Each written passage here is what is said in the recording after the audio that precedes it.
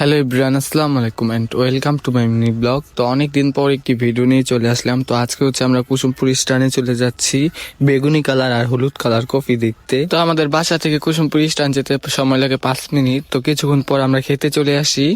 তো আসার পর তো পুরাই আমি অবাক যে বেগুনি কালার কফি হয় আজও। তো বেগুনি কালার কফি আমি ফার্স্ট টাইমই দেখলাম।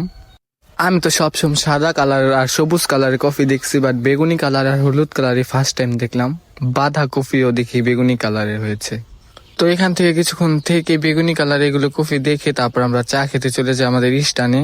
তো আমাদের কুসুমপুরের মধ্যে ইমামার চা হচ্ছে বেস্ট। তো আমরা কিছুদিন পর পরই চা খেতে যাই। তো তার চা বানানোর স্টাইলটা দেখেন আপনারা। তো তারপর আমরা বাসায় চলে যাই চা খাওয়ার পর। তো আমার এই ছোট ছোট ভিডিও যদি আপনাদের ভালো লাগে অবশ্যই আমার চ্যানেলটিকে সাবস্ক্রাইব এবং ফলো করবেন। আল্লাহ হাফেজ। আর কে কে এর আগেও হলুদ কালার বেগুনি কালার কফি দেখেছিলেন অবশ্যই কমেন্ট করে জানাবেন।